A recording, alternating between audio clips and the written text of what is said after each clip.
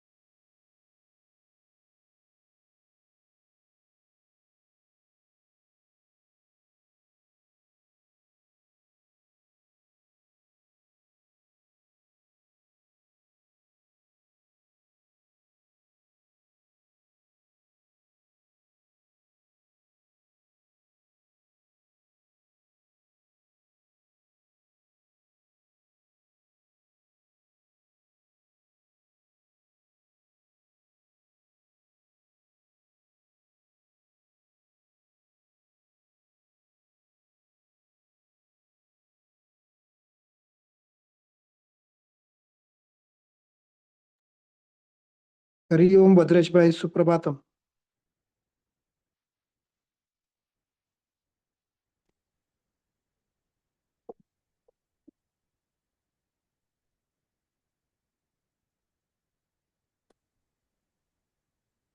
हरि ओम हरि ओम हरि ओम बोलकर ओम नमो नारायणाय। सुप्रभातम।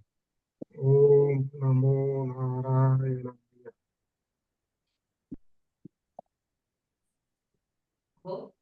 हम्म। हरि ओम स्वामी जी, सुप्रभातम। हरिओम राजेश मोलकर पुणे सुप्रभातम। ओम नमो नारायणाय। ओम नमो नारायणाय। आज का श्लोक स्वामी जी। आज का श्लोक नंबर है 26। ठीक है स्वामी।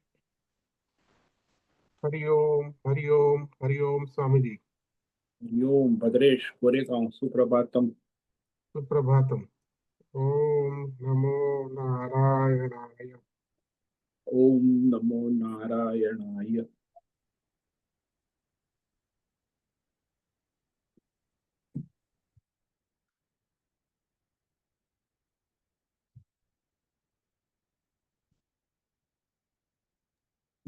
स्वामी जी, ये रिकॉर्डिंग एंड यूट्यूब दोनों चालू कर दिया है। चालू हो गया? हाँ। हाँ, हो गया।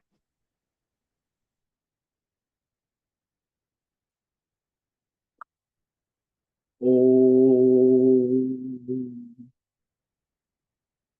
नमो भगवते वासुदेवाय।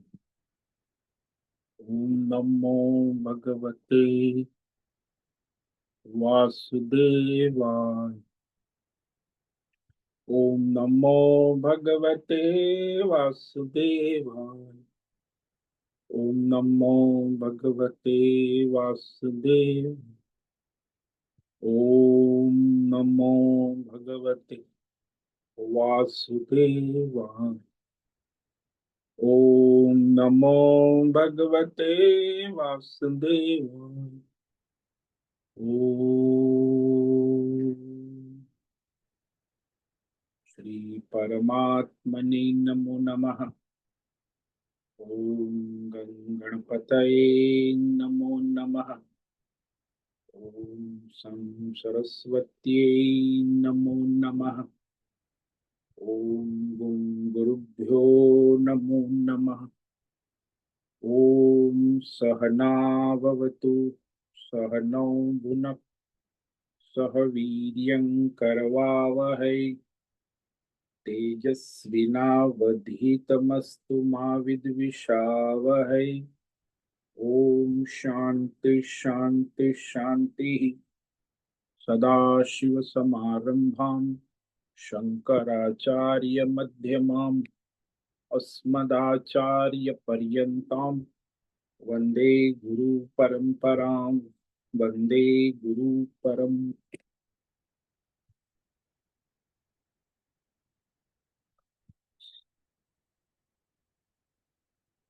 आप सभी ऑनलाइन नेटवर्क पर उपस्थित भगवद गीता श्रवण साधकों को आज ऋषिकेश से हमारा प्रातः का अभिवादन, अभिनंदन, अभिवंदन। हरि ही ओम, हरि ही ओम, हरि ओम। हम सबको आज का यह दिव्य दिन देश काल विषय तन मन धन जन बुद्धि आध्यात्मिक भौतिक दैविक क्षेत्र व्यष्टि समष्टि सभी को अपने अपने वर्तमान जन्म में और पूर्व जन्मों में किए हुए संचित कर्म, सात्विक राजसी तामसी, पाप पुण्य धर्म अधर्म मिश्र सकाम निष्काम कर्मों के पके हुए फल स्वरूप में वर्तमान में आज सभी अपने अपने प्रारब्ध अनुसार परमेश्वरीय अचिंत्य योग माया के माध्यम से प्रसाद स्वरूप में प्राप्त हुआ है। अतः आज का यह दिव्य दिन परमार्थ हेतु निष्काम सेवा यज्ञ, देव यज्ञ, ऋषि यज्ञ, पितृ यज्ञ, मानवता यज्ञ भूत प्राणी यज्ञ सात्विक दान, शारीरिक वाचिक मानसिक तप, निष्काम कर्म योग, ध्यान योग, भक्ति योग, ज्ञान योग, साधना, स्वाध्याय, वेद शास्त्रों का अध्ययन, अध्यापन, उपासना, आराधना के लिए समर्पित करे और करवावे। अत्यंत दुर्लभ मनुष्य जीवन की प्रत्येक क्षण परमार्थ हेतु सार्थक करे और करवावे। आज विक्रम संवत 2082 आश्विन मास शुक्ल पक्ष की सप्तमी नवरात्रि तिथि है। ये सायं 4:31 तक है। उसके बाद अष्टमी तिथि लग जाती है।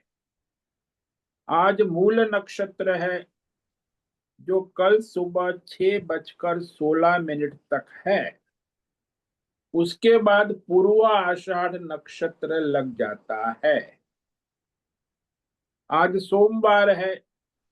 भगवान भोलेनाथ शिव जी की आराधना उपासना का दिन है और शरद ऋतु चल रही है। यहाँ रात्रि का सुबह का 2 बजे का न्यूनतम तापमान 20 डिग्री रहा है और दिन का दोपहर का 2 बजे का अधिकतम तापमान 36 डिग्री रहा है। वायु की गति 5-10 किलोमीटर प्रति घंटा चल रही। ईस्वी सन 2025 29 सितंबर 29 सितंबर 2025 मंडे सुबह के 6:45 बज चुके हैं। Morning 6:45 AM। कलयुग का प्रथम चरण 5126वां वर्ष, 7वां वैवस्वत मनवंतर, श्वेत वराह कल्प, ब्रह्मा जी का 26वां दिन और 51वां वर्ष चल रहा है। ब्रह्मा जी का एक वर्ष 100 दिन का होता है और ब्रह्मा जी का एक दिन 1000 चतुर्युगी की होती।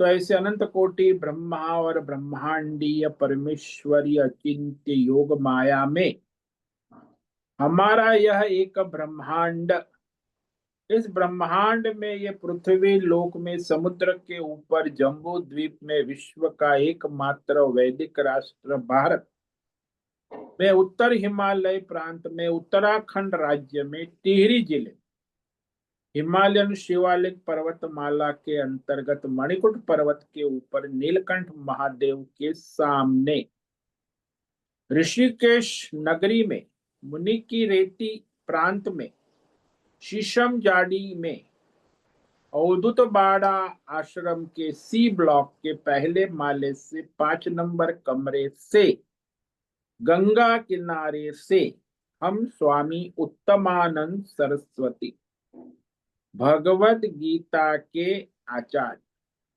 शिष्य स्वामी चिन्मयानंद सरस्वती महाराज चिन्मय मिशन कैवल्याद्वैत वेद व्यास भगवत पाद शंकराचार्य की श्रृंगेरी संन्यास परंपरा से शिक्षित दीक्षित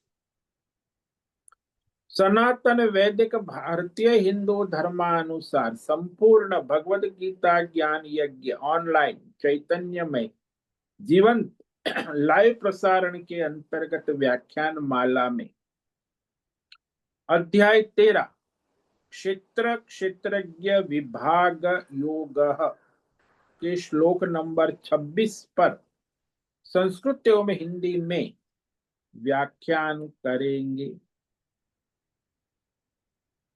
और यह संपूर्ण भगवद गीता ज्ञान यज्ञ ऑनलाइन चैतन्यमय जीवन लाइव प्रसारण जूम एवं यूट्यूब के अंतर्गत व्याख्यान में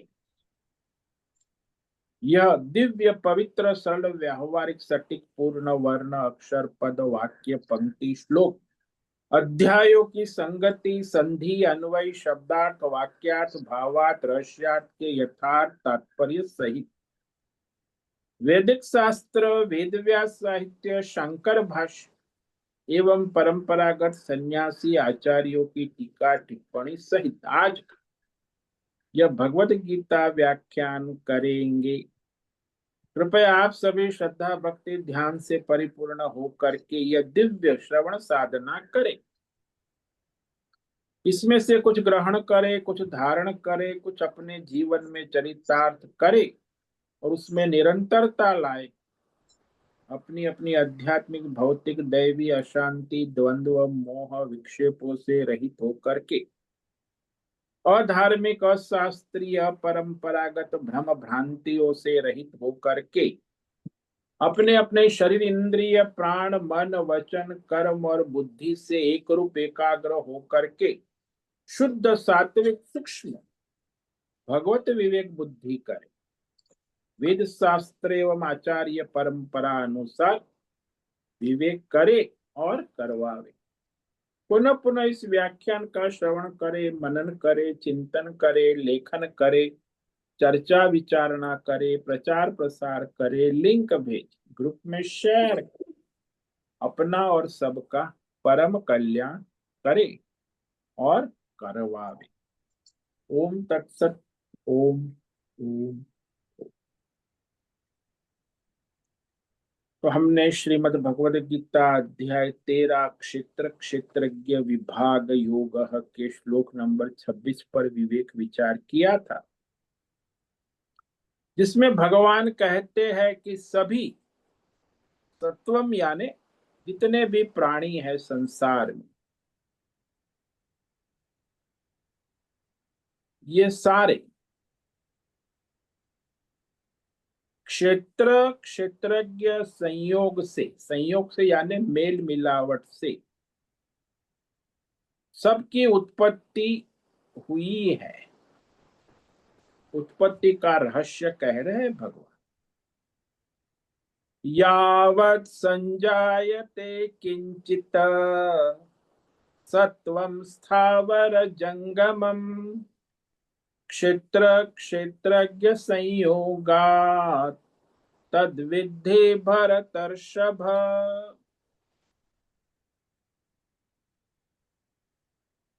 यावत् संजायते किंचित सत्वम स्थावर जंगम।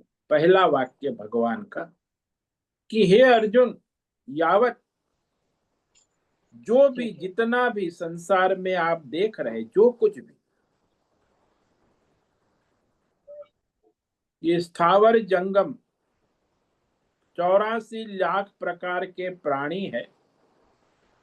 स्थावर यानी न चलने वाले और जंगम यानी चलने वाले, गतिशील और गति रहित। वृक्षादि जो है वो गतिशील नहीं, एक जगह स्थिर रहे। ये सारे प्राणी है जिसमें चेतना है, गतिशील है। तो ये सारे उत्पन्न होते हैं। आप तो देखते हो, आपने बचपन से देखा होगा कितने प्राणी उत्पन्न हुए, कितने चले गए। तो ये सारे जो है, जिसे हम प्राणी कहे, जीवात्मा कहे, 84 लाख जीवन कहे, लाइफ, सत्वम लाइफ जीवन उत्पन्न होता है। और वह यह क्षेत्र क्षेत्रज्ञ के संयोग मेल मिलावट से ही होता है, ऐसा तुम जानो।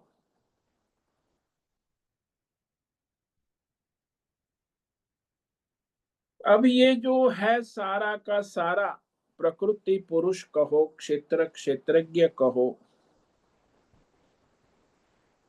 तो इसमें कई आचार्य कहते हैं सब प्रकृति से उत्पन्न होता है, पुरुष कुछ करता नहीं, उसके संग की भी आवश्यकता नहीं, अपने आप प्रकृति कार्य करती है, तो उसमें पुरुष आ जाता है। ऐसा नहीं, प्रकृति पुरुष का संग होना अनिवार्य है। केवल पुरुष से भी नहीं होता और केवल प्रकृति से भी। सृष्टि का ये रहस्य। लेकिन बहुत सारी मतांतर विचारधारा, कई लोग केवल पुरुष क्षेत्रज्ञ से ही, ईश्वर से ही सब होता है। अरे ईश्वर से केवल कैसे होगा, उसका प्रकृति से संग होगा तब तो होगा। तो ये सारी विचारधाराएं बहुत सारी है। सारी विचारधाराओं का भगवान यहाँ निराकरण करते हैं कि ऐसा कुछ नहीं है, न क्षेत्र से सब उत्पन्न होता है, न क्षेत्र क्षेत्रज्ञ के संयोगा, उसकी मेल मिलावट से, उसके बिना वो उत्पन्न नहीं होगा। जादूगर और जादूगरी के संग से जादू के खेल उत्पन्न होते हैं। अब आप ये जो संसार के खेल देख रहे हैं, उसमें जादूगर क्षेत्रज्ञ है और जादूगरी क्षेत्र है। प्रकृति और पुरुष दोनों का संग होना आवश्यक। यदि स्टेज पर जादूगर ना हो तो जादूगरी नहीं हो सकती, जादूगरी ना हो तो जादूगर नहीं हो सकता। जादूगर जादूगरी दोनों का संग हो तब जाके जादू के खेल होने लगते हैं। ये संग अनिवार्य।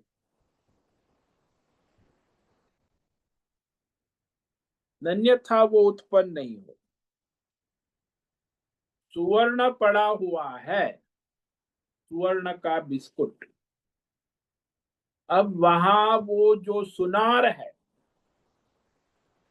सुनार का सुवर्ण के बिस्कुट से संग होगा तो आभूषण उत्पन्न हो जाएंगे। केवल बिस्कुट से आभूषण उत्पन्न नहीं हो, और बिस्कुट ना हो केवल सुनार से भी आभूषण उत्पन्न नहीं होते। आभूषण को उत्पन्न होने के लिए सुनार भी चाहिए और सोने का बिस्कुट भी चाहिए। सुनार और सोने के बिस्कुट से विभिन्न प्रकार के आभूषणों की उत्पत्ति हो जाती। ठीक ऐसे ही क्षेत्रज्ञ और क्षेत्र के संयोग से ये सारे प्राणियों की उत्पत्ति होती है, अपनी अपनी प्रकृति के अनुसार, गुण के अनुसार।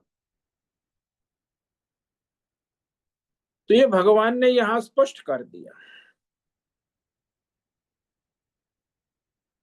कि उसके बिना ये संसार की उत्पत्ति संभव नहीं है। संयोग से, जैसे समुद्र के जल के साथ वायु का संयोग होता है तो लहरें उत्पन्न हो जाती है। यदि जल का वायु के साथ संयोग नहीं होगा तो लहर कैसे उत्पन्न होंगी, बुदबुदे कैसे उत्पन्न होंगे। तो इस प्रकार उठ उठकर लहर और बुदबुदे वायु और जल के संयोग से ही उत्पन्न हो। बस ठीक वैसे ही यहाँ भगवान कह रहे हैं, अन्योन्य अध्यास, परस्पर मिलावट, इससे ही ये सारा का सारा भौतिक अध्यात्म दैव देश काल विषय जागृत स्वप्न सुषुप्ति संसार बनता है। यहाँ ये भगवान बहुत ही रहस्यमय सूक्ष्म बात कह रहे हैं।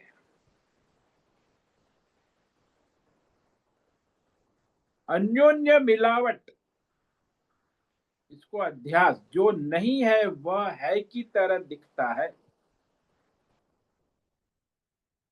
इसी का नाम अध्यास है। अध्यास यानी आभास, भ्रम, भ्रांति, नहीं है फिर भी दिखता है। जैसे दर्पण में आपका प्रतिबिंब दिखता है, वहां दर्पण में आप तो है नहीं, आपका चेहरा भी नहीं, फिर भी चेहरा दिखता है, दर्पण में स्पष्ट दिखता है, जहां कुछ है ही नहीं। इसी को अध्यास कहते हैं, आभास। पर्दे पर, स्क्रीन पर, आप थिएटर में चले गए मूवी देखने, तो वहां चलचित्र सफेद पर्दे पर दिखता है, स्पष्ट दिखता है, सुनाई भी देता लेकिन वहां कोई है ही नहीं। दिखता है इसीलिए वह सत्य है ऐसा नहीं कहते। इसलिए अध्यास का मतलब जो नहीं है वह है की तरह दिखता है।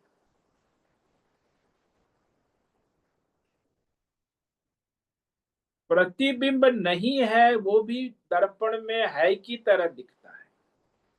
पर्दे पर चलचित्र नहीं है, फिर भी है की तरह दिखता है कि है। इसी को अध्यास कहते हैं, भ्रम कहते हैं, भ्रांति कहते हैं, आभास कहते हैं। भगवान ने यहाँ ये कह दिया कि जो कुछ भी आप देश काल विषय भौतिक अध्यात्म दैव जागृत स्वप्न सुषुप्ति में संसार देख रहे, वे सब वास्तव में नहीं है। फिर भी क्षेत्र और क्षेत्रज्ञ के संयोग से प्रतीत होता है, प्रतीति। तो ऐसा कहकर भगवान ने और किसी भी कारण का निवारण कर दिया। बहुत सारी विचारधाराएं, ईश्वर ने संसार को प्रकट किया, उत्पत्ति का कारण ईश्वर है। कई विचारधारा कहते उस उत्पत्ति का कारण केवल प्रकृति है, पंच महाभूत है। अरे भाई, इतनी विचारधारा, सारी विचारधाराओं का भगवान ने यहाँ मत मतांतरों का निराकरण। ये जो सारे प्राणी है उसकी उत्पत्ति का मूल आधार ये क्षेत्र क्षेत्रज्ञ का संयोग है।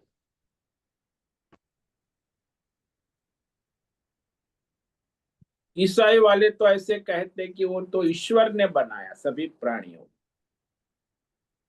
यानी उसमें प्रकृति का संयोग नहीं।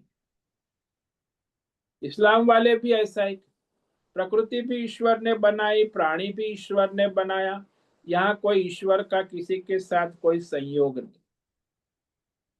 हमारे भी विचारधारा सनातन धर्म में कई लोग कहते प्रकृति से ही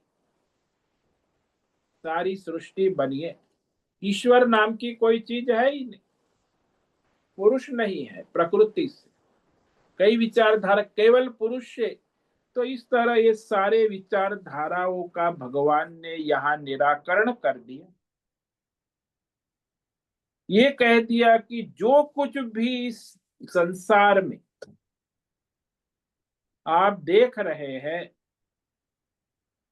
वह वास्तव में नहीं। तो है की तरह क्यों दिखता है? क्योंकि क्षेत्र और क्षेत्रज्ञ के संयोग से ही प्रतीत होता है। जो कुछ भी संसार में आप देख रहे हैं प्राणी में होता है, ये सब क्षेत्र क्षेत्रज्ञ की मिलावट से, भ्रम से, आभास से प्रतीत होता है। उत्पन्न होता है ऐसा नहीं, प्रतीत होता है। उत्पन्न जैसा प्रतीत होता है। अध्यास का मतलब ही है प्रतीति, आभास, भ्रम। जो उत्पन्न हुआ नहीं है फिर भी उत्पन्न हुआ सा प्रतीत होता है। जैसे रस्सी में सर्प का संग होता है, आभास होता है, भ्रम होता है, वास्तव में रस्सी में सर्प उत्पन्न होता ही नहीं, फिर भी उत्पन्न हुआ सा प्रतीत होता। रस्सी में सर्प है ही नहीं, तो वह सर्प कहां से आया? वास्तव में तो वहां कहीं सर्प है ही नहीं।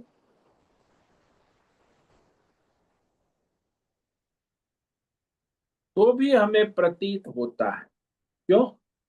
यही तो रहस्य है ना, कि वह अज्ञान से, रस्सी के अज्ञान से वह सर्प का भ्रम खड़ा हो जाता।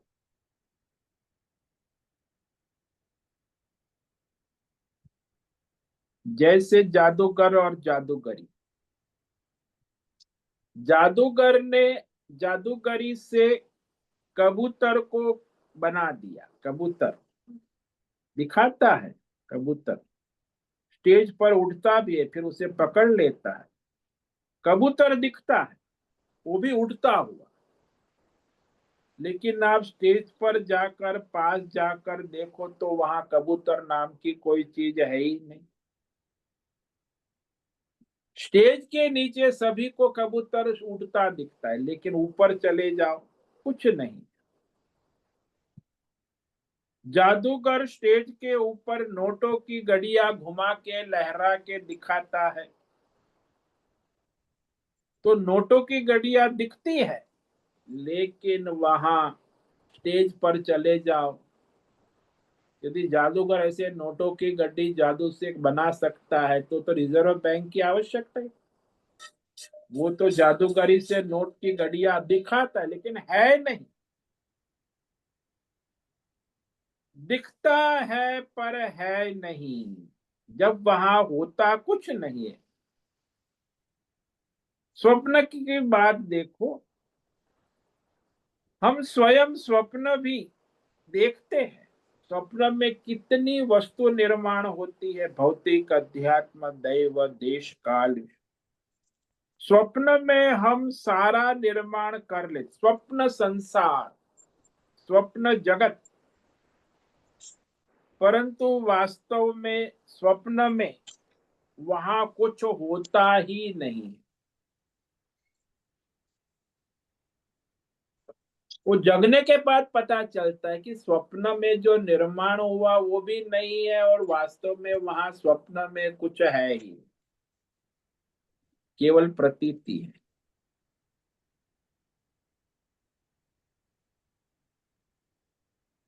तो इस तरह यहाँ विवेक करना आवश्यक है। ये जो सारी, जब हम माया कहते हैं, संसार कहते हैं,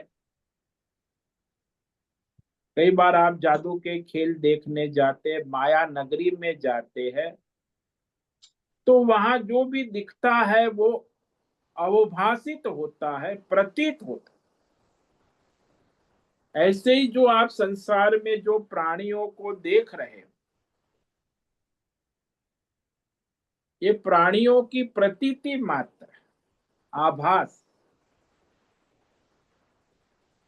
संसार में भौतिक, अध्यात्म, दैव, देश, काल, विषय सचमुच में, वास्तव में जागृत अवस्था में नहीं है।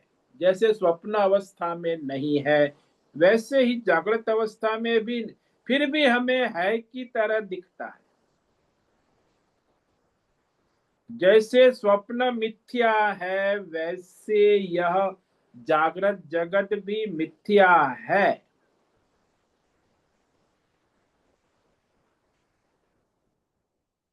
मिथ्या का मतलब ये होता है, दिखता है पर वो है नहीं। जैसे मैं वो बार बार दृष्टा देता हूँ, We will go to my Tarwad, okay? ये मीरा We are अपना free. ऑडियो बंद करे। मीरा, मीरा का ऑडियो चालू।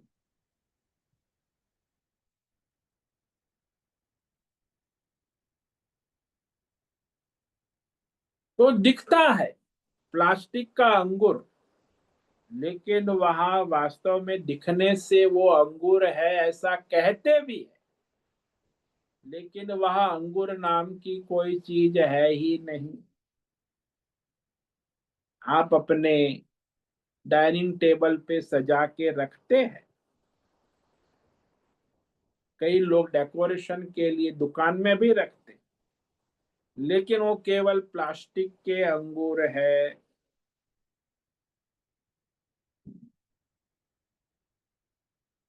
जो कभी भी है ही नहीं, फिर भी है की तरह प्रतीत होता है। ये बड़ा आश्चर्य है, उसी को मिथ्या कहते हैं। मिथ्या का मतलब ही ये होता है, ये अत्यंत सूक्ष्म विवेक है। मिथ्या दोनों है। ये जो हम क्षेत्र और क्षेत्रज्ञ की बात कर रहे हैं, सत्य और असत दोनों है की तरह है होता, पर हम लोग कह नहीं सकते, क्योंकि ये दोनों क्षेत्र और क्षेत्रज्ञ परस्पर विरुद्ध तत्व है।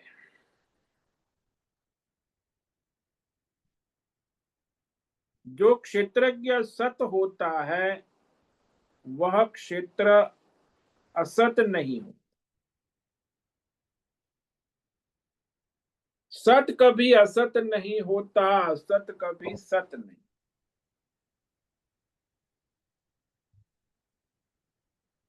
यानी सत असत दोनों से विलक्षण को मिथ्या कहते।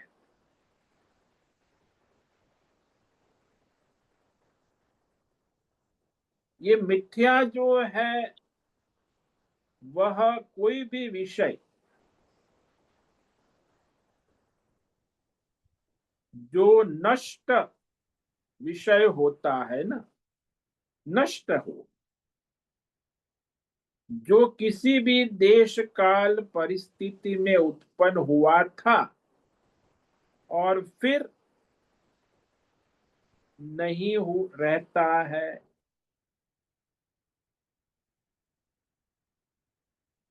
किंतु जिस देश काल परिस्थिति अवस्था में प्रतीत हुआ उस देश काल में भी वह प्रतीत हो रहा है और आगे किसी देश काल परिस्थिति में नष्ट भी होगा, उसी को अनित्य कहते। जैसे देवदत्त के शरीर का जन्म हुआ, श्रीमान देवदत्त ब्राह्मण है, कहाँ जन्म हुआ? गांव में, कौन से गांव में? महाराष्ट्र के चिंचवड़ गांव में जन्म हुआ। चिंचवड़ में जन्म हुआ। कब जन्म हुआ? सन 1964 में जन्म हुआ। कौन सी तारीख को जन्म हुआ? 2 दिसंबर को जन्म हुआ। देवदत्त का जन्म हुआ। उसके पहले देवदत्त नहीं था, चिंचोड़ में भी नहीं था और वो काल में भी नहीं था।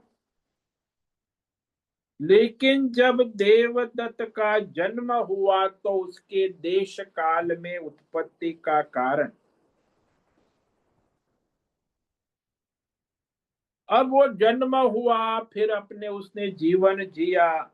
देवदत्त 80 साल का हो गया, काल में ही चिंचोड़ में ही खेती बाड़ी करता रहा, शादी ब्याह किया, पोते पोती हो गई। अब देवदत्त का जन्म हुआ था उसी गांव में, उसी देश में, तो वह 1964 में जन्म हुआ था, तो 80 साल के बाद उसका 2024 में मृत्यु हो गया।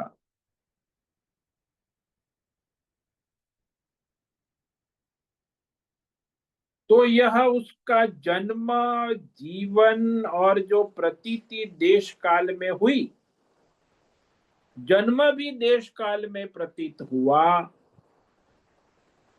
जीवन भी देश काल में प्रतीत हुआ, मृत्यु भी देश काल में प्रतीत, उसी को अनित्य कहते। तो देवदत्त जो है वो अनित्य है। देवदत्त का स्थूल शरीर, संसार, सब तो उस अनित्य को ऐसे समझे। अनित्य इसीलिए कहते वो कभी है कभी नहीं है, यानी वो देवदत्त जन्म के पहले नहीं था, जन्म के बाद है, और मृत्यु के बाद नहीं है। ऐसा सब लोग कहते गांव वाले कि देवदत्त जन्म के पहले नहीं था, जन्म के बाद है, फिर इसी गांव में 80 साल रहा और 80 साल के बाद अब देवदत्त नहीं है। तो वह कभी है कभी नहीं है, दिखता है लेकिन वास्तव में वह है नहीं है के रूप में दिखता है। दिखते समय दिखता है, बाद में मृत्यु के बाद नहीं दिखता है। तो वास्तव में जो जन्म के पहले नहीं था अभी दिख रहा है, मृत्यु के बाद नहीं रहेगा। वास्तव में वर्तमान में दिख रहा है, उस समय भी नहीं है।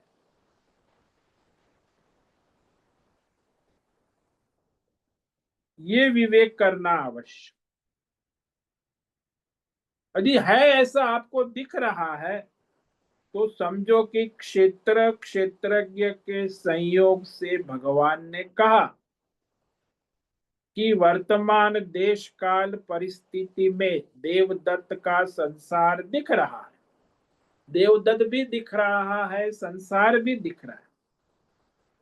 उसी देश काल परिस्थिति में जब देवदत्त नहीं रहता है तो देवदत्त का संसार भी नहीं रहता है। तो जो दिखता है उस समय भी, वो जो देवदत्त का नाम रूप गुण, वो वास्तव में उस समय भी नहीं है। ऐसा जिसको आत्मा अनात्मा विवेक दर्शन हो जाए कि जो आत्मा है वो नित्य है और अनात्मा अनित्य।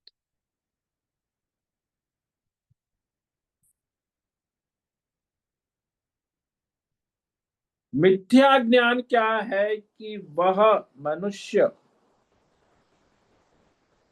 संसार के विषयों को, देश काल विषय, भौतिक आध्यात्म दैव विषयों को सत्य मानता, यही मिथ्या ज्ञान है। जो मिथ्या है उसको सत्य मानता है, उसी को मिथ्या ज्ञान है। जैसे ये प्लास्टिक के अंगूर है, ये अंगूर है, ये जो अंगूर का ज्ञान है प्लास्टिक के, वो मिथ्या ज्ञान है। ऐसे आप लोग कहते ये भौतिक संसार है, अध्यात्म है, देव है, काल है, विषय है, जो नहीं है फिर भी दिख रहा है, उसी को मिथ्या ज्ञान कहते। मिथ्या ज्ञान क्या है? ये भौतिक अध्यात्म दैव संसार देश काल विषय संसार है, और इस संसार में अपने जो स्थूल सूक्ष्म शरीर के द्वारा जागृत स्वप्न सुषुप्ति अवस्था में जो हम देख रहे हैं, वास्तव में जब तत्व ज्ञान होता है, वास्तविक ज्ञान, तो वह मिथ्या ज्ञान हट जाता है।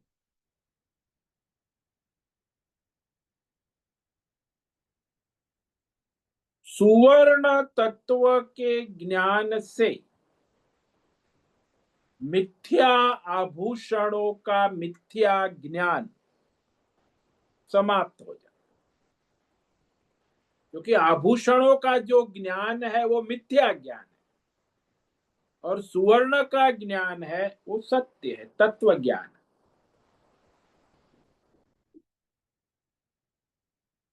तो ये जो मिथ्या ज्ञान है उसी को हम सत्य मान लेते हैं और जो सत्य है वो मिथ्या हो जाता है, उसी को अज्ञान कहते हैं। अब जैसे आभूषण है, ऐसे आप जो देख रहे हैं वर्तमान देश काल विषय भौतिक अध्यात्म विषय का ज्ञान विज्ञान खूब है, आप पढ़ते हो भौतिक, आज तो डॉक्टर इंजीनियर साइंटिस्ट भौतिक ज्ञान, आज तो योगी भी बहुत, योग सिद्धि योगा चल रहा है पूरी दुनिया, दैवी सिद्धि, बड़ी देवी देवताओं की आराधना सिद्धि, अब नवरात्रि देवी चल रही, दैवी सिद्धि। तो ये सारा जो देश काल विषय भौतिक अध्यात्म दैव विषयक मिथ्या ज्ञान ही जीवात्मा के संसार उत्पत्ति का कारण है।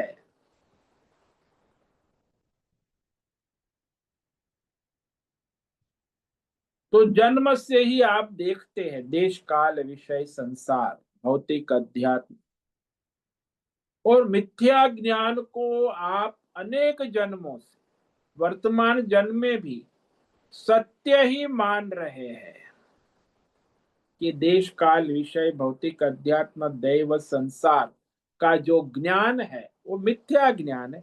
जैसे आभूषण का ज्ञान है वो मिथ्या ज्ञान है, सुवर्ण तत्व का ज्ञान है वो सत्य है, लेकिन उसको भी हम सत्य मान लेते हैं।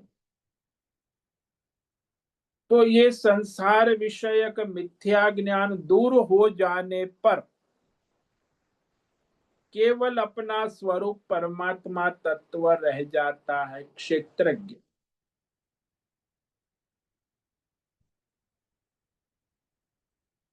इसलिए भगवान ने कहा जो इस प्रकार जानता है आत्मा अनात्मा विवेक कर, अनात्मा जो है वो मिथ्या ज्ञान है और आत्मा का ज्ञान है वो सत्य ज्ञान। सुवर्ण तत्व का ज्ञान है वो सत्य है और आभूषणों का ज्ञान है वो मिथ्या है। मिथ्या ज्ञान आभूषण है और यह ज्ञान नष्ट कब होता है? जब सुवर्ण तत्व का ज्ञान हो जाता।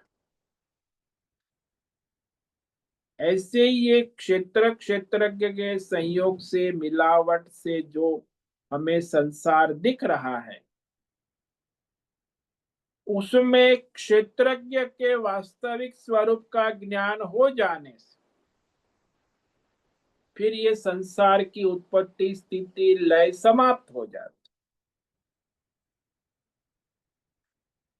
तो ऐसा जिसको विवेक हो गया तो वो फिर संसार में अपने आत्म तत्व में स्थित हो गया और वह आत्मा में स्थित होने के कारण भगवान ने कहा कि फिर उसका संसार चक्र समाप्त हो जाता है।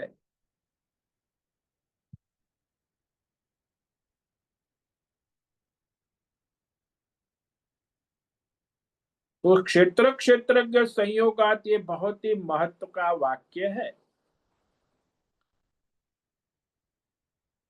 जब मनुष्य को क्षेत्र का और क्षेत्रज्ञ का यथार्थ तत्व विवेक हो जाता है तो क्षेत्रज्ञ में स्थित हो जाता है। जब मनुष्य को आभूषण और सुवर्ण तत्व का यथार्थ ज्ञान हो जाए कि आभूषण मिथ्या ज्ञान है और सुवर्ण तत्व का सत्य ज्ञान है, तो सत्य क्या है? सुवर्ण तत्व है और आभूषण का जो ज्ञान विज्ञान है वो मिथ्या है। इस प्रकार सत्य और मिथ्या का विवेक हो जाता है तो फिर वह मनुष्य संसार के सारे बंधनों से मुक्त हो जाता है। जिसे आभूषण का विवेक हो गया कि सुवर्ण तत्व ही है, तो वो आभूषण की मोह माया से मुक्त हो जाता है। क्या रे भाई, कोई भी हो, अंगूठी, नेकलेस, बैंगल, जैसी भी डिजाइन है, कोई कहे ऐसी है वैसी, अरे उसको ज्ञान हो गया कि ये तो सुवर्ण है, मैंने सुवर्ण को पहना है, आभूषण को नहीं पहना है। फिर कोई उसके आभूषण की प्रशंसा करे, निंदा करे, स्तुति करे, गुण गाए, उससे उसे कोई फर्क नहीं पड़ता, क्योंकि उसने आभूषण को धारण नहीं किया, सुवर्ण तत्व को धारण कर लिया। ऐसे जिसने इस विवेक कर क्षेत्र क्षेत्रज्ञ के संयोग से उत्पन्न ये जो संसार है, शरीर है, उसमें अपने क्षेत्र और क्षेत्रज्ञ के संयोग से उत्पन्न संसार के मिथ्यात्व का जिसको ज्ञान हो गया, इसलिए हम ये कहते हैं ना बार बार कि वह सुवर्ण तत्व का जब सुनार के साथ संग होता है तभी ही आभूषण उत्पन्न हो, नहीं तो आभूषण उत्पन्न नहीं हो। सुवर्ण सुवर्ण है, आप सुनार सुनार है।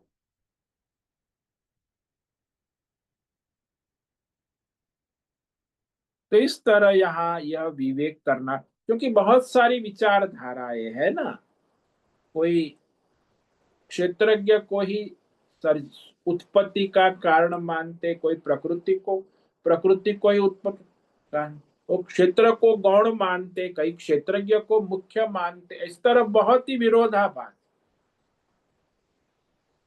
इसीलिए यहाँ भगवान ने कह दिया कि यह स्वीकार्य नहीं है। क्षेत्र क्षेत्रज्ञ के संयोग से ही आपका संसार उत्पन्न होता है। वही दृष्टांत है, बार बार आप समझ लो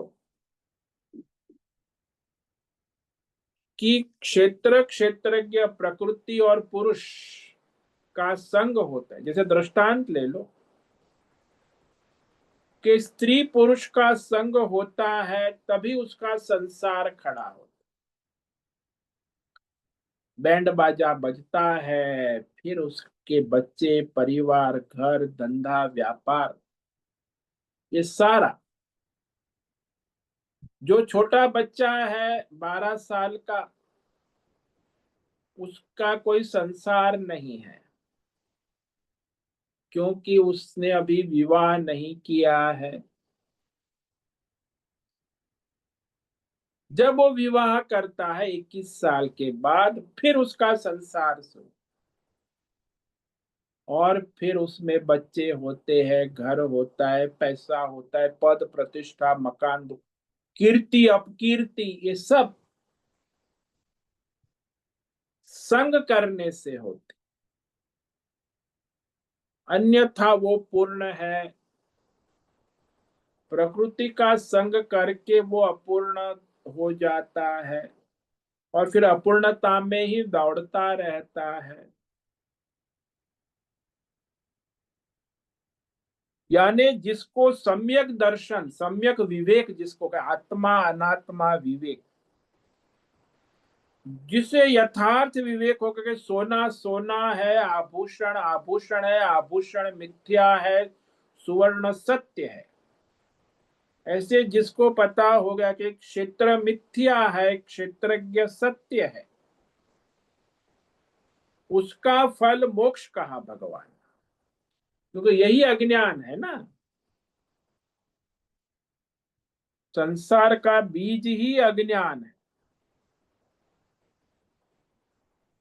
अज्ञान से ही वो दोनों की मिलावट होकर संसार प्रतीत होता है।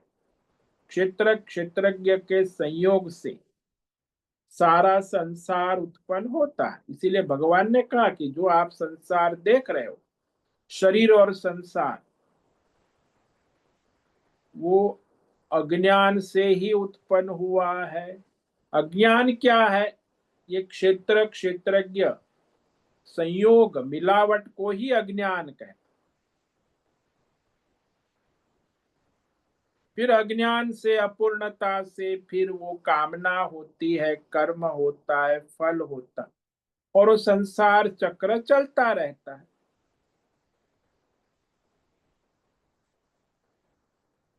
कोई भी विषय ले लो, मानो कि आपके सामने अभी मोबाइल है, तो हम मोबाइल को कहेंगे यह है करके जानते, मोबाइल है। जब मोबाइल है के रूप में जानने के बाद मोबाइल को प्राप्त करने की कामना नहीं होती,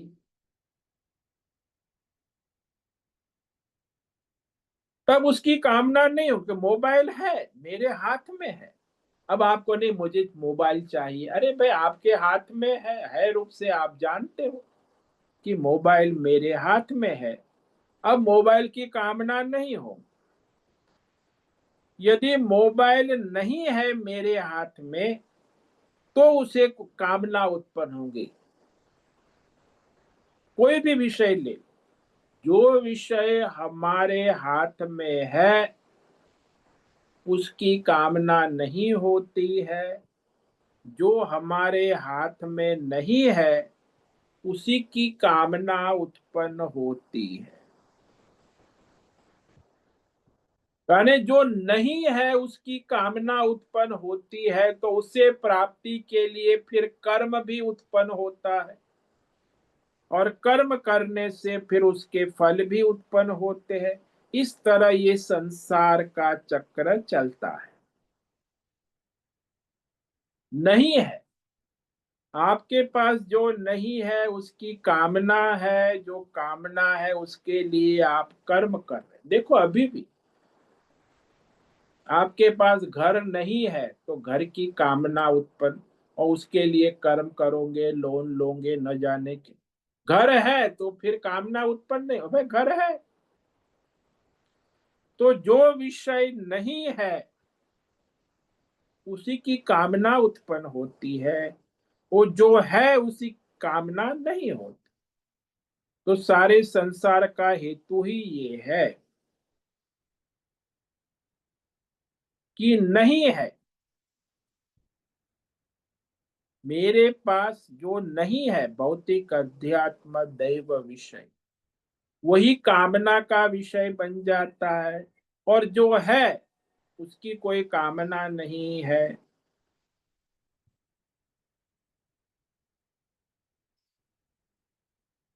तो ये जो सारा संसार है, देश काल विषय, भौतिक अध्यात्म दैव विषय, उसे हम जाने समझे कि ये संसार जो है वो है, उसी को अज्ञान कहते हैं। यदि संसार नहीं है तो वो तो विवेक से होगा कि आभूषण नहीं है, सुवर्ण ही है। यदि आपको सुवर्ण ही है विवेक हो गया, तो फिर आभूषण के लिए प्रवृत्ति नहीं हो सकती।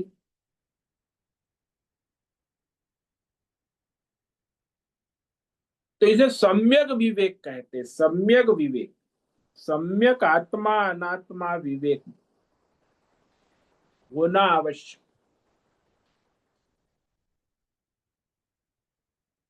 तो इस प्रकार आज हमने ये आत्मा अनात्मा विवेक संक्षेप में, पहले भी भगवान ने कहा, लेकिन सूक्ष्म विषय है इसीलिए भगवान अभी और भी कहेंगे।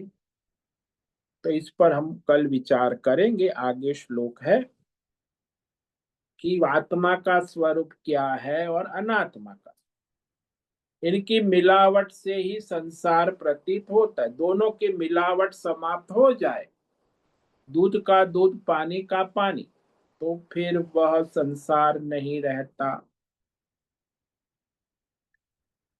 ओम नमो नारायणाय, ओम नमो नारायणाय, ओम नमो नारायणाय, ओम नमो नारायणाय, ओम नमो नारायणाय। कायेन वाचा मनसेन्द्रियैर्वा बुद्ध्यात्मना वा प्रकृते स्वभाव करोमि यद्यत् सकलं परस्मै नारायणायेति समर्पयामि। ओम सर्वे भवन्तु सुखिनः, सर्वे सन्तु निरामयाः, सर्वे भद्राणि पश्यन्तु, मा कश्चित् दुःखमाप्नुयात्, तमसो मा ज्योतिर्गमय मृत्योर्मामृतङ्गमः। ओम पूर्णमद पूर्णमिदं पूर्णात् पूर्णमुदच्यते पूर्णस्य पूर्णमादाय पूर्णमेवावशिष्यते। ओम शांति शांति शांति। शंकरं शंकराचार्यं केशवं बादरायणं सूत्र भाष्य कृतौ वंदे भगवन्तौ पुनः पुनः। ईश्वरो गुरुरात्मेति मूर्ति भेद विभागिनी व्योमवद् देहाय दक्षिणामूर्तये नमो नमः। ओम गुं गुरुभ्यो नमो नमः। ओम तत्सत् ब्रह्मार्पणमस्तु। ओम ओम ओम।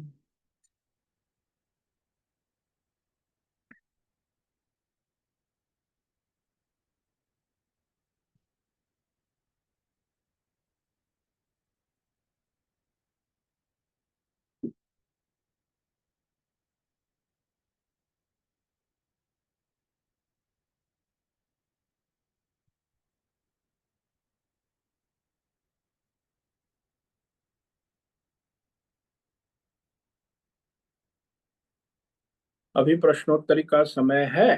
किसी भी साधक को प्रश्न है वो अभी प्रश्नोत्तरी कर सकते हैं।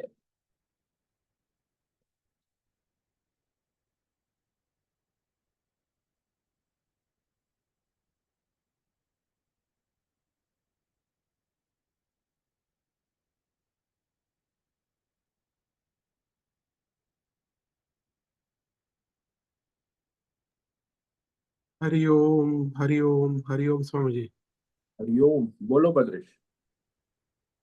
स्वामी जी, क्षेत्रज्ञ का मूल कारण तो परमात्मा ही है ना। परमात्मा से वो प्रकाशित होता है। देखो, ये जो क्षेत्र और क्षेत्रज्ञ दोनों है, उसका मूल आधार केवल परमात्मा। जैसे जादूगर है, जादूगर और जादूगरी और उसके खेल, उसका मूल आधार जादूगरी है। जादूगर के बिना न जादूगरी हो सकती है न जादू का खेल हो सकता। इसीलिए जब जादूगर और जादूगरी का संयोग होता है तब जादू का खेल शुरू होता है। ऐसे ही क्षेत्र और क्षेत्रज्ञ के संयोग से ही आपका संसार का खेल शुरू होता। यदि संयोग नहीं होता तो केवल जादूगर रहता है, जादूगरी का संयोग नहीं होता तो जादू का खेल नहीं होगा। स्वामी जी, यह जो परमात्मा है वही तो प्रकाशित करता है क्षेत्रज्ञ को और क्षेत्र को। वैसे परमात्मा जो है वह स्वयं प्रकाशित है और अज्ञान से ये प्रकाशित होता है। जैसे आप समझो कि रज्जु के अज्ञान से ही सर्प का प्रकट होता है, प्रकाशन। परमात्मा नहीं करता।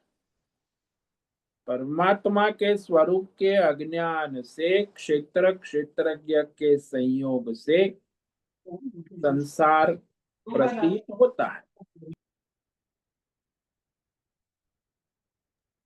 तो परमात्मा नहीं प्रकाशित कर, वो अज्ञान से प्रकाशित। यही तो कहा, क्षेत्र क्षेत्र का संयोग का मतलब ही अज्ञान है। जादूगर और जादूगरी के संयोग से ही जादू के खेल उत्पन्न हो, ये अज्ञान है। वास्तव में वहां केवल जादूगरी है, न जादूगरी है न जादू के खेल। वो खेल तो तभी प्रतीत होंगे जब जादूगर और जादूगरी का संयोग होता है। वास्तव में जादूगर जो है वही सनातन सत्य है। वो जादू के खेल को प्रकाशित नहीं करता। जादूगर और जादूगरी दोनों मिलकर जादू के खेल प्रकाशित हो।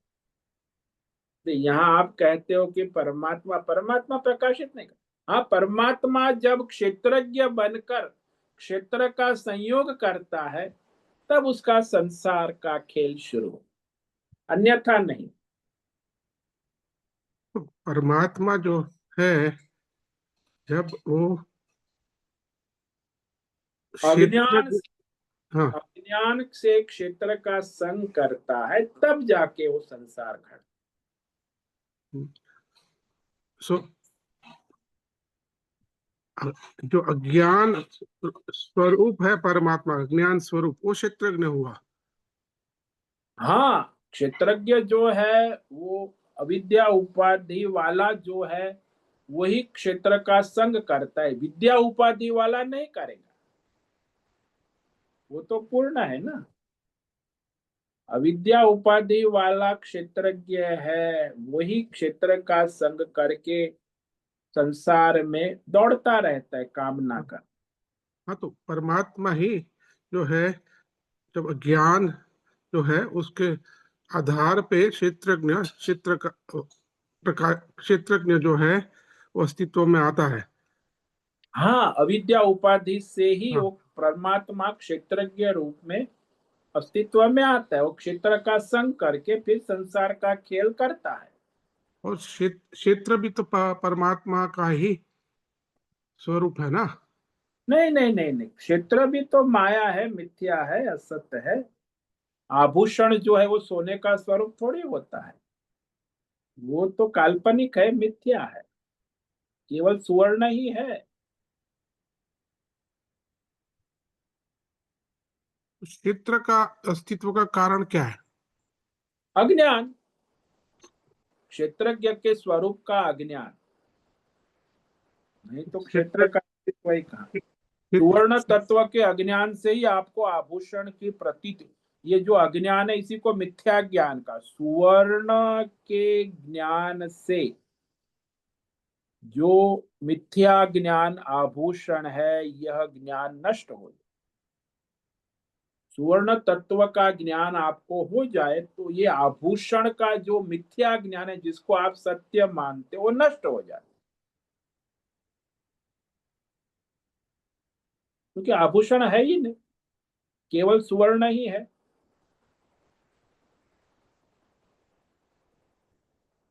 तो आभूषण सुवर्ण है ऐसा हम नहीं कह सकते हैं।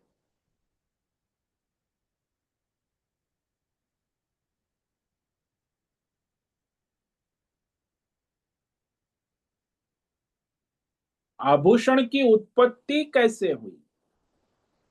सुवर्ण के अज्ञान से, और वह सुनार के संयोग से, बस हो गया आभूषण। वास्तव में वहां आभूषण है नहीं, केवल सुवर्ण ही है।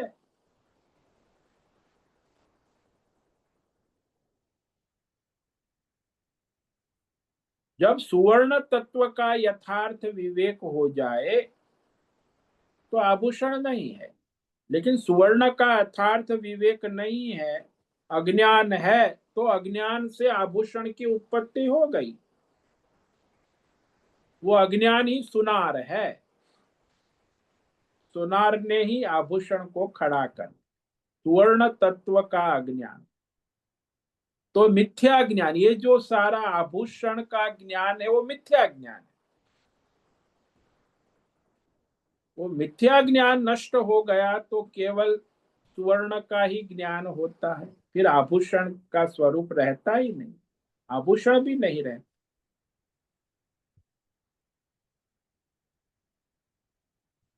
स्वामी जी, परमात्मा जो है वहां से जो है ये देश काल का जो है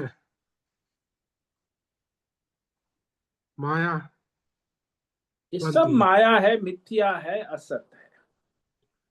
तो जब तक आप देश क्षेत्र काल विषय भौतिक अध्यात्म दैव का जो आपका ज्ञान है वो मिथ्या ज्ञान है, वो आभूषण का ज्ञान। ये जो देश काल का जो ज्ञान है वो वो वही तो क्षेत्र का निर्माण करता है ना। अरे भाई, देश काल विषय भौतिक अध्यात्म दैव सारा क्षेत्र है, वो मिथ्या ज्ञान है। और वो मिथ्या है, उसको जो प्रकाशित करने वाला है वो मिथ्या ज्ञानी है उसका। वास्तव में परमात्मा जो है वो तो साक्षी चैतन्य प्रकाशक। देश को भी मिथ्या, देश का ज्ञान, विषय का ज्ञान, काल का ज्ञान, भौतिक अध्यात्म दैव जो भी है, ये सब मिथ्या ज्ञान है। और ये मिथ्या ज्ञान नष्ट होगा तब तुम्हें वास्तविक तत्व का ज्ञान होता। तो वहां कोई आभूषण, कोई मिथ्या ज्ञान नहीं है परमात्मा में। न तो, जैसे मैं बार बार दृष्टांत देता हूं कि वहां सुवर्ण तत्व है, उसमें आपको मिथ्या ज्ञान हो गया कि ये समुद्र है, लहरें है, बुदबुदे है, नदी है, सरोवर है, तालाब। अरे भाई, ऐसा कुछ नहीं। जब तक आपको मिथ्या ज्ञान है, समुद्र, लहर, बुदबुदे, तब तक आप सोचते हैं कि हाँ वो सब है, मिथ्या ज्ञान है। लेकिन वास्तव में जल तत्व का ज्ञान होने के बाद न समुद्र है, न लहरें है, न बुदबुदे, केवल केवल केवल जल तत्व ही है। इसलिए वो फिर जल समुद्र है ऐसा हम नहीं कह सकते, जल लहर है ऐसा नहीं कह सकते। वो तो मिथ्या ज्ञान है। केवल जल ही है जो हमें मिथ्या ज्ञान से समुद्र लहर के रूप में प्रतीत हो रहा है। वास्तव में वहां जल ही है। इसीलिए ये मिथ्या ज्ञान परमात्मा का स्वरूप नहीं हो सकता। मिथ्या आभूषण सुवर्ण नहीं हो सकता।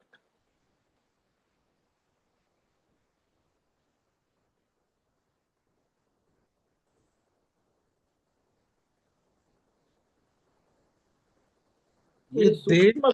हाँ, देश काल जो है यही तो ये जो देश काल का जो हमें प्रतीति होता है वही तो क्षेत्र है ना, वही मिथ्या प्रतीति वो है। मिथ्या ज्ञान है, वो प्रतीति है। जैसे आपको अपना शरीर प्रतीत होता है वैसे वो सब प्रतीत होता है। स्वप्न में देश काल विषय का ज्ञान है, वो क्या है? मिथ्या है। आपके स्वप्न का देश काल विषय और आपके स्वप्न का संसार क्या है? मिथ्या ज्ञान है। स्वप्न का ज्ञान ही मिथ्या ज्ञान। वास्तव में आप ही है उसे प्रकाशित करने वाले क्षेत्रज्ञ। स्वप्न तो क्षेत्र है ना।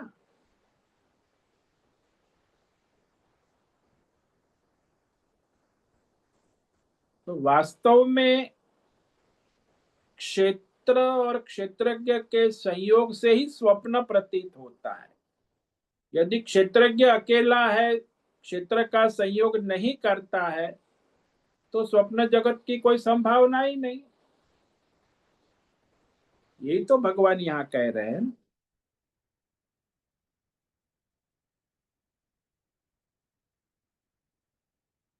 तो क्षेत्रज्ञ क्षेत्रज्ञ कभी नहीं हो सकता है। सुवर्ण कभी आभूषण नहीं हो सकता। सुवर्ण आभूषण, सुवर्ण के अज्ञान से, मिथ्या ज्ञान से आभूषण रूप में सुवर्ण प्रतीत होता है। हालांकि आभूषण तो है ही नहीं, केवल सुवर्ण ही है।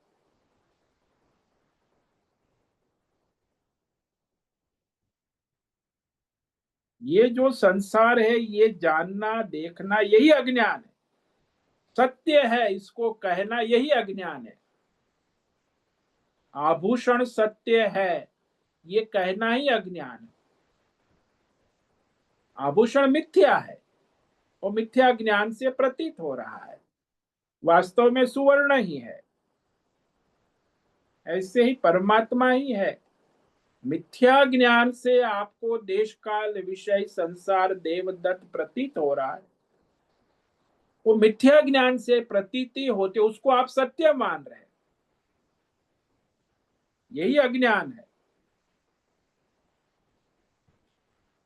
इस अज्ञान को निवृत्त करने वाला जो है वो आत्मा अनात्मा विवेक, यही भगवान बतला रहे हैं कि विवेक करो कि आभूषण क्या है और सुवर्ण क्या है।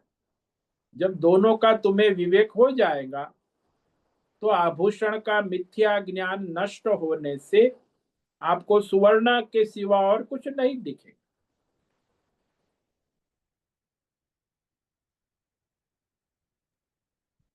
हाँ स्वामी जी, ये जो असत को हमने सत्य मान लिया है, हाँ, वही मिथ्या ज्ञान है। उसी को अज्ञान कहते हैं। हाँ स्वामी जी, क्लियर हुआ। हाँ जी।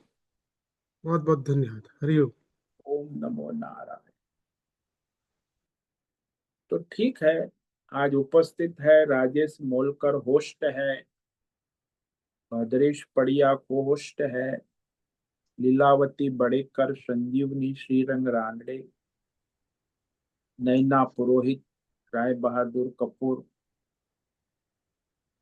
आरती जादव, आशा कोटक, बीबी शर्मा, मोहन, दिनेश पटेल, हेमा कोटक, जयंती पांडा, मीरा उच्चिल, मीनाक्षी काले। ये 1+CP कौन है वो अपना नाम जरा लिखे। पंकज भट्ट, राम सेवक यादव, रेशा रथ, सुचिता पाटिल, सुनील ठाकुर, तुषार चौधरी, उषा मेनन और विशाल बेड़ेकर। तो आज इतने साधक उपस्थित है। आज सप्तमी नवरात्रि है। परमार्थ करे, सबका कल्याण करे। सभी साधकों को आज का दिन मंगलमय हो। सबको ओम नमो नारायणाय। ओम नमो ओम नारायण। नमो नारायण। नारायण ओम नमो नारायणाय स्वामी। ओम नारायण नमो नारायणाय। नारायण नारायण स्वामी जी। नारायण। ओम नमो नारायण स्वामी जी। नारायण। उससे निवेदन है आज का सत्संग पूर्ण करें। ओम नमो नारायणाय। आज का यह दिव्य सत्संग हम यही पूर्ण करते हैं। सभी साधकों को ओम नमो नारायणाय। सभी साधकों को ओम नमो नारायण।